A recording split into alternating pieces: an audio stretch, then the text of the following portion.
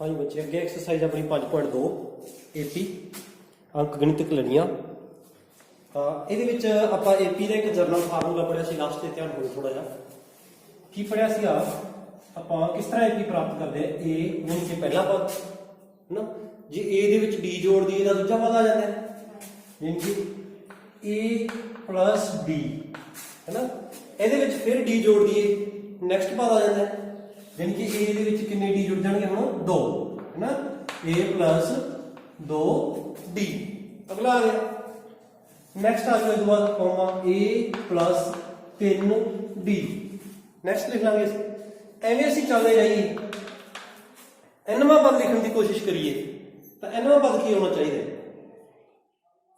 कोई नहीं गलत आ जाए कोई दिक्कत नहीं बोल दो की होना चाहिए ए प्लस एन डी है देखो बच्चे लिखे ए प्लस एन डी कदे थोड़ी जी गड़बड़ होगी की गड़बड़ होगी ए प्लस एन डी नहीं आऊगा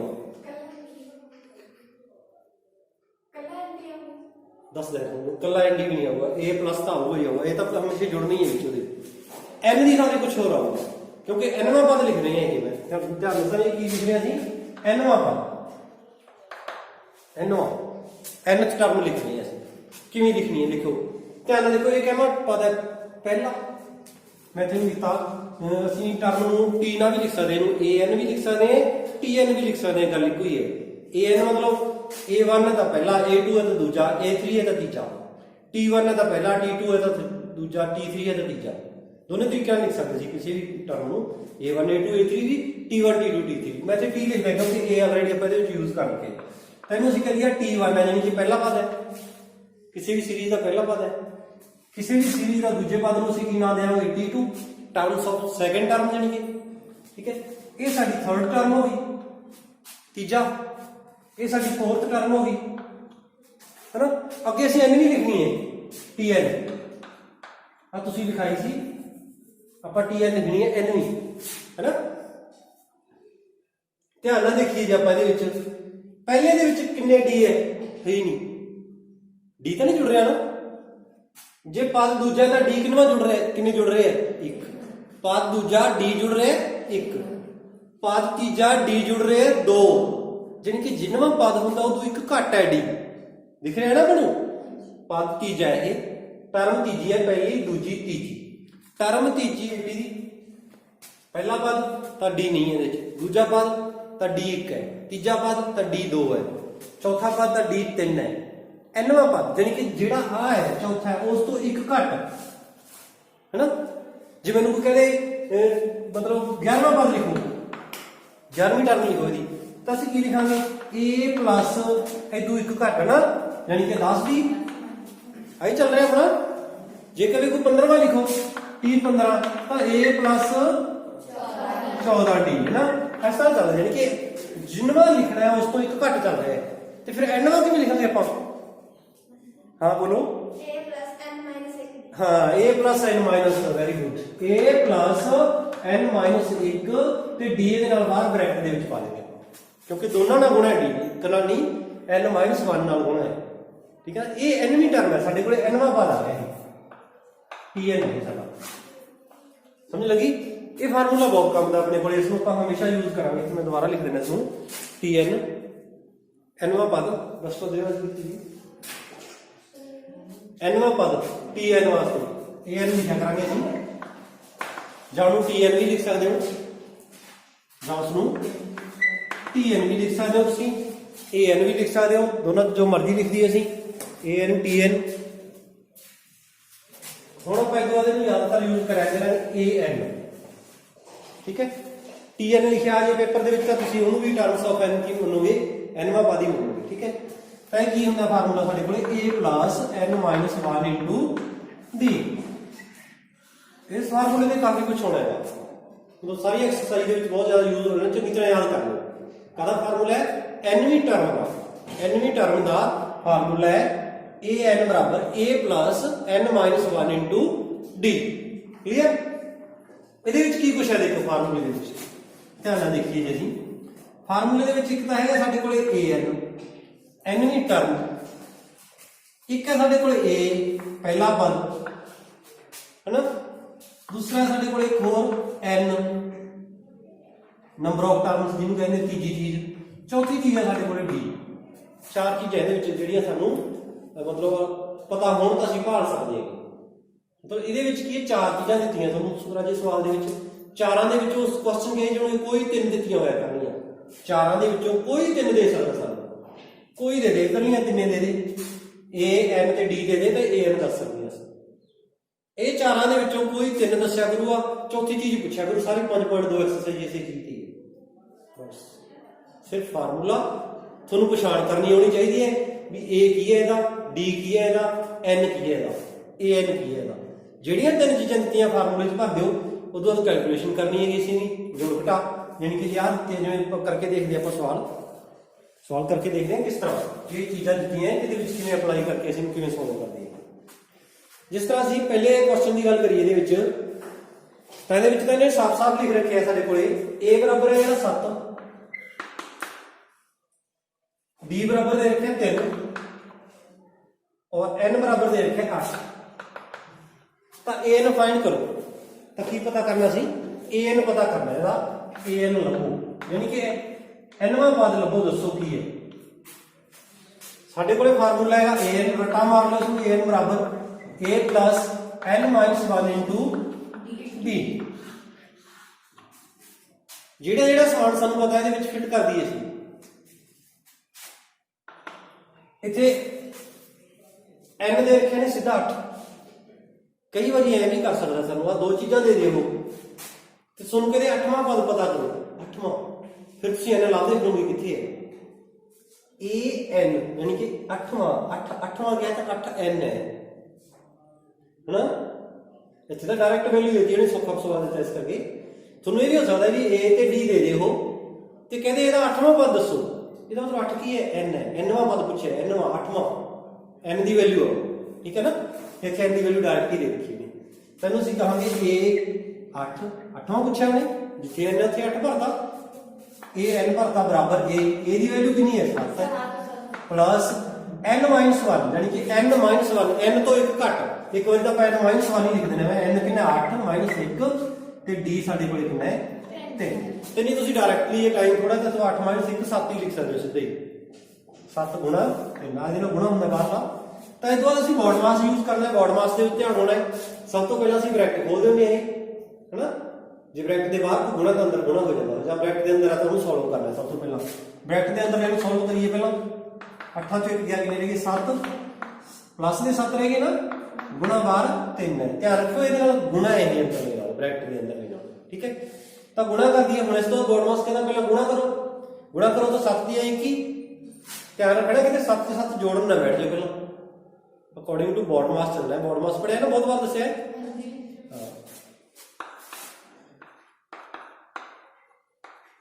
ਬੋਰਡ ਮਾਸ, ਬੋਰਡ ਦਾ ਮਤਲਬ ਪਹਿਲਾਂ ਬ੍ਰੈਕਟ ਖੋਲਣੀ, ਅਸੀਂ ਪਹਿਲਾਂ ਬ੍ਰੈਕਟ ਹੱਲ ਕਰੀਏ, ਬ੍ਰੈਕਟ ਦੇ ਅੰਦਰ ਲੈ, ਠੀਕ ਹੈ।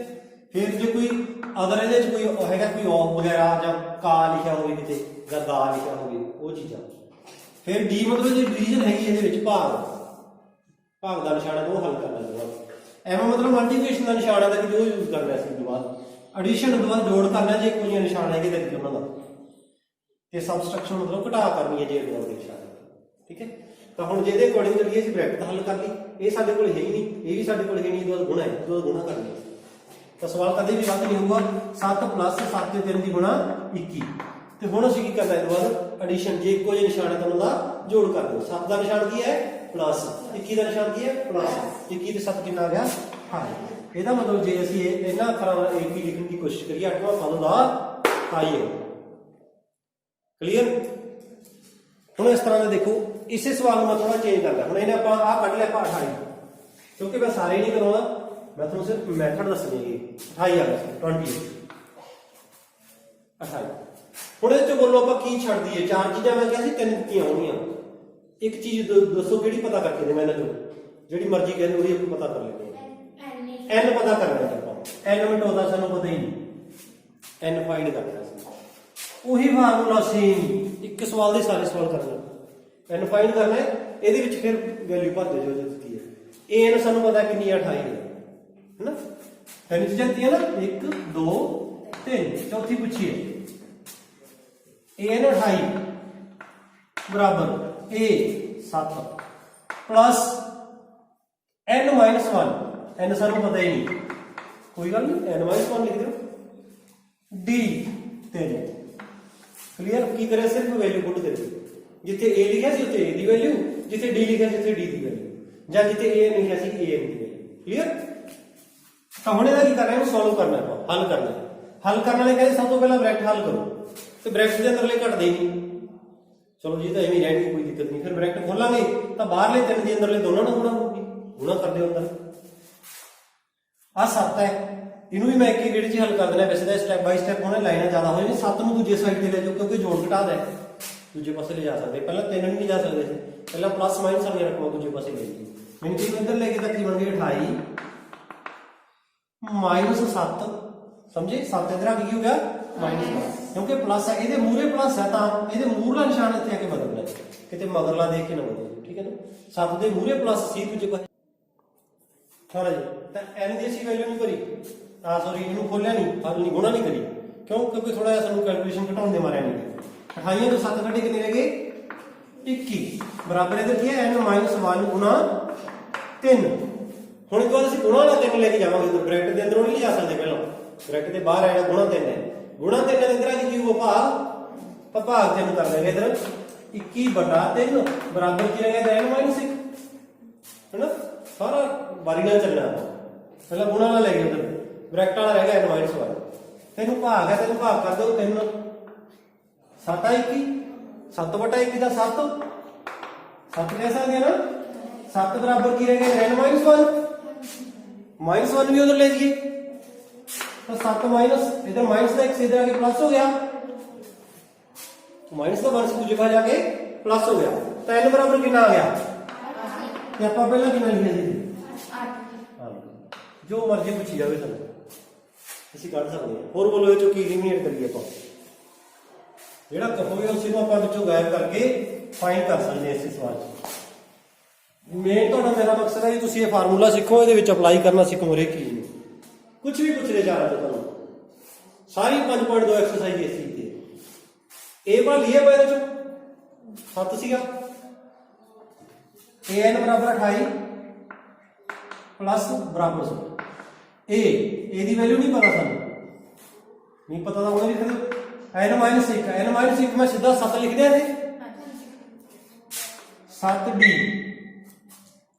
हम की है, सॉरी d की वैल्यू अपने को 3, 28 बराबर a प्लस पहला बॉड मास का गुणा करो, 7 दी 21 हम करो पक्षांतरण, मतलब 21 दूजे पासे ले जाओ, 21 प्लस का तो दूजे पासे जाके हो गया माइनस, तो a बराबर कितना, सॉरी 21, तो कितना रह गया 7, वाकई 7 सी। d भी भाल के देखिए,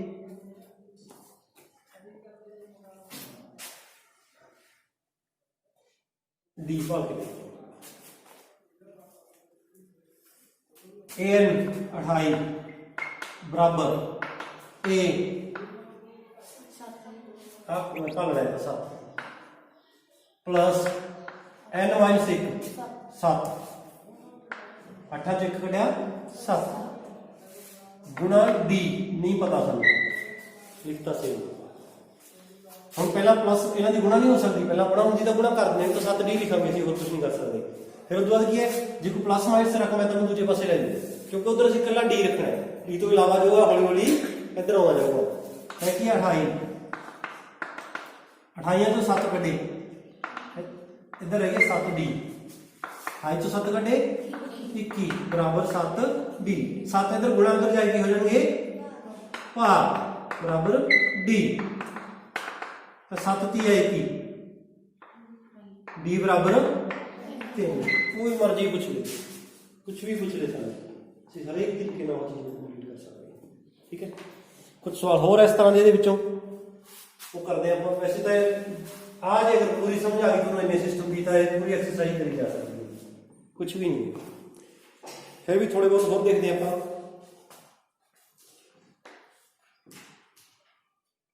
कुछ पॉइंटा देख लीजिए सवाल पे, a बराबर माइनस 18.9, d बराबर 2.5, एन बराबर पता नहीं, ए एन बराबर 3.6। कोई निशान कोलों नहीं लाना, कोई छड्डना नहीं, असीं जिवें मैथ आपां चलाई जांदा उवें चली जाए। ठीक है, तो फार्मूला लिखिए, इसको हमेशा लिखना फार्मूला ताकि याद रहे साडे। ए एन बराबर A plus N minus 1 into D. Okay, फार्मूले को कवर कर दो ताकि दूरों दिख जाए। एग्जाम के फार्मूला लिखा हो ना तो बहुत इफेक्ट पैंदा इस तरह, तो देखने सार फार्मूले चेक करना उन्होंने। ठीक, तो ए एन की वैल्यू तो 3.6 बराबर ए की वैल्यू माइनस 18.9। निशान ना रखना सी, कोई छड्डना नहीं, कोई धक्के ना लाना। प्लस एन माइनस 1, एन पता ही नहीं अपन, कोई गल, डी 2.5। ओके, आ डी दे गुणा घट करा करो जो एन की वैल्यू ना पता होगी, क्योंकि सीधा दूजे पासे टपा देंगे, डिवाइड कर देंगे, नहीं तो थोड़ी जी जोड़ घटा वध जाना है। सवाल बिल्कुल सही होगा जो कर देंगे गुणा, तो भी कोई दिक्कत नहीं। तो सब तो पहला काम की साडा, इहनूं दूजे पासे ले जाइए, इधर जाके प्लस का हो जाए, 3.6 दे विच जुड़ जाएंगे 18.9, इधर रह गए एन माइनस 1, तो इहदा गुणा चाहे 2.5। आ डी इहदे नाल गुणा हुंदा राजे हमेशा, चाहे निशान पा लिया करो जी, कदे भुलेखा लगदा। तो इन्हां दी प्लस कर लईए आपां, 3.6 दे विच जोड़ने आपां, सॉरी 18.9, पॉइंट के थले पॉइंट 9 ते 6 15, 1 अस ला गया 8 3 11 ते 1 12, 1 अस ला गया 2, 22.5 आ गया राजे। 22.5 बराबर एन माइनस 1 गुणा 2.5। ठीक, तो 22.5 2.5 इधर गुणा उधर भाग कर लिया, बराबर इधर रह गया एन माइनस 1। ब्रैकेट चाहे ना मिलाओ हम, क्योंकि कल ही रह गया। क्लियर, 25 गुणा सी दूजे पासे ले गए सी, भाग हो गया। ऊपर भी छड़ के पॉइंट है, नीचे भी छड़ के पॉइंट है, पॉइंट ना पॉइंट कैंसिल कर सकते हैं, छड़ सकते हैं। नहीं तो ये ऐसी समझ सकते हैं भी ऊपरों पॉइंट हटाइए, पॉइंट के बाद एक अखर है तो एक 0 पॉइंट ते 1 आ, थल्लों पॉइंट हटाना तो ऊपर पॉइंट के बाद एक अखर है तो एक 0 1 1 आ, 10 ना 10 भी कट्टे जाने, जो मर्जी है जिवें भी थोड़ा। जे एक एक छड़ के पॉइंट है तो पॉइंट खत्म, एक छड़ के उत्थे, एक छड़ के उत्थे पिछों, तो एको जिहा कट सकते हैं। 25 ना है 225 ने ख्याल है ना। 9 बराबर एन माइनस 1, एक भी इधर रहेगी, 9 प्लस 1 बराबर एन, एन बराबर 9 ते 1 10वां पद है। जी एपी का 3.6 है कि 10वां पद है, एन से ना 10वां। अच्छा, ये सवाल करते हैं आप, अगे सवाल आना है, मैं तो अजे थोड़ा क्वेश्चन देखते हैं आप। बाकी पॉइंटा वगैरह च हो सकता है, देखो ए की वैल्यू 18.9 है, डी की वैल्यू 2.5 है, ए एन की वैल्यू 3.6 है, कि एन की वैल्यू भी पॉइंटा च बटिया हो सकती है। सोचो कि एन की वैल्यू आप 10 कढ़ी है, कि कोई ऐसा सवाल हो सकता है भी एन की वैल्यू पॉइंटा च हो जाए या बटिया च हो जाए, हो सकता है? क्यों नहीं हो सकता? क्योंकि एन गिनती है, पता नहीं। देखो कोई भी एपी लिखोगे, मैं एक एपी लिख जाता हूँ, 2 4 6 8 10 संख्या, एन की है गिनती है, पहला दूजा तीजा चौथा पंजवां, ये तो पूरी पूरी होगी। ये तो हो नहीं सकता भी 10.5वां पद लिखो, 3.5 का की मतलब की लिखांगे पासे, जब हम कहेगा 2.5वां पद लिखो, 2.5 का की बनया कोई समझता ही नहीं, तो ज्यादा दूजा होगा तो ज्यादा तीजा होगा। एन का मान कदे भी पॉइंट के नहीं आऊगा, जे पॉइंट के माइनस वगैरह के कटता था तो मतलब गड़बड़ है। एन की वैल्यू हमेशा पूरी होगी, 1 2 3 4 5 नेचुरल नंबर होगा, कोई भी प्राकृतिक संख्या होगी कोई भी। ठीक, तो ये ध्यान रखियो, जिन्हें भी सवाल करोगे देखियो कि एन की वैल्यू पॉइंट तो नहीं आ गई, कि एन की वैल्यू वटिया तो नहीं आ गई, कि जे आ गई तो कितने ना कितने गड़बड़ है। एन की वैल्यू हमेशा फुल फ्लैट पूरी होगी। ठीक है, तो एन की वैल्यू से ध्यान रखना। ये क्वेश्चन भी है,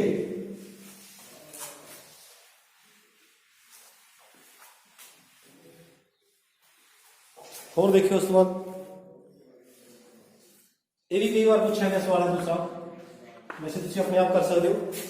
AP ਕੀ ਹੈ 10 7 4 10 7 4 ਅੱਗੇ ਡੈਸ਼ ਡੈਸ਼ ਹੈ। ਦਾ ਤੀਵਾਂ ਪਦ ਹੈ, ਦਾ ਤੀਵਾਂ ਪਦ ਪੁੱਛਿਆ ਉਹਨੇ, ਤੀਵਾਂ, ਠੀਕ ਹੈ। ਤੀਵਾਂ ਜਦੋਂ ਕਿਸੇ ਸ਼ਬਦ ਦੇ ਮਗਰ ਵਾਜ ਨਾ ਤੀਵਾਂ, ਇਹਦਾ ਮਤਲਬ ਐਨ ਹੈ। ਕਈ ਵਾਰੀ ਐਨ ਭਾਲਣੇ ਸੁਣਨ ਚ ਨਾ ਡਿਫਿਕਲਟੀ ਆ ਜਾਂਦੀ, ਐਨ ਕੀ ਹੈ ਵੀ ਜਿਹੜਾ 30 ਦਿੱਤਾ ਹੈ ਕਿਤੇ an ਤਾਂ ਨਹੀਂ, ਇਹ ਤਾਂ ਹੋ ਸਕਦਾ ਨਾ ਕਿ ਜਿਵੇਂ ਇਹਦੇ ਮਗਰ ਜੇ ਲਿਖਿਆ ਲਾਸਟ ਤੇ ਕਿਤੇ an ਨਾ ਹੋਵੇ, ਲਾਸਟ ਤੇ an ਹੀ ਲਿਖ ਦਿੰਦੇ ਆਪਾਂ। ਤੇ ਜੇ ਸ਼ਬਦ ਦੇ ਮਗਰ ਵਾਂ ਸ਼ਬਦ ਆ ਗਿਆ ਨਾ 30ਵਾਂ 11ਵਾਂ, ਇਹਦਾ ਮਤਲਬ ਗਿਣਤੀ ਦੱਸਿਆ ਵੀ n ਵਾਂ ਪੁੱਛਿਆ n। ਇਹਦੇ ਵਿੱਚ a ਕੀ ਆਪਣੇ ਕੋਲੇ 10, d ਆਪਾਂ ਨੂੰ ਕੱਢਣਾ ਪੈਣਾ ਹੈ। ਕੱਢਣ ਦਾ ਤਰੀਕਾ ਕੀ ਦੱਸਿਆ ਸੀ, ਦੋ ਐਲੀਮੈਂਟ ਚੁਣੋ ਕੋਈ ਵੀ, ਸੱਜੇ ਹੱਥ ਵਾਲਾ ਪਹਿਲਾਂ ਲਿਖੋ ਮਾਈਨਸ ਇਧਰਲਾ ਲਿਖੋ ਖੱਬੇ ਵਾਲਾ, ਘਟਾ ਦਿਓ ਮਾਈਨਸ ਦੇ 3 ਆ ਗਏ, ਮਾਈਨਸ ਦੇ 3, ਮਾਈਨਸ ਜ਼ਰੂਰੀ ਹੈ ਇਸੇ ਕਰਕੇ ਇੰਪੋਰਟੈਂਟ ਹੈ।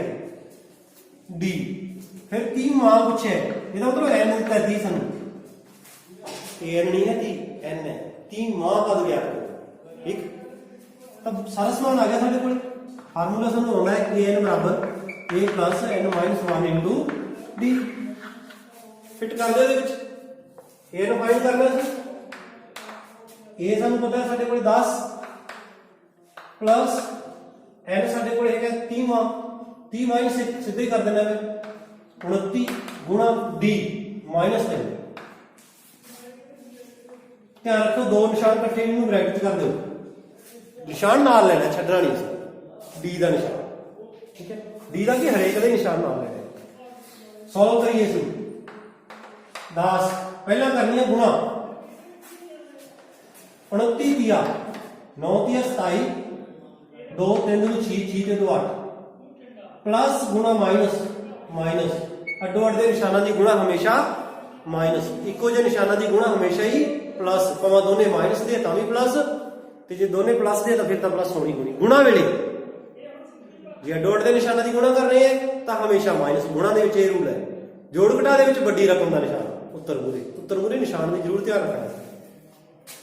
ਘਟਾ ਦਿਓ ਮਾਈਨਸ ਕਰ ਦਿਓ, pn ਬਰਾਬਰ ਕਿੰਨਾ ਰਹੇਗਾ ਮਾਈਨਸ ਦੇ 77 ਰਹਿ ਗਿਆ, ਠੀਕ ਹੈ। 77 ਜਿਹੜਾ ਮਾਈਨਸ ਹੋਵੇ ਦਾ ਉੱਤਰ ਹੈ, ਉੱਥੇ ਅਸੀਂ ਠੀਕ ਕਰ ਲਾਂਗੇ ਵੀ ਆਇਆ।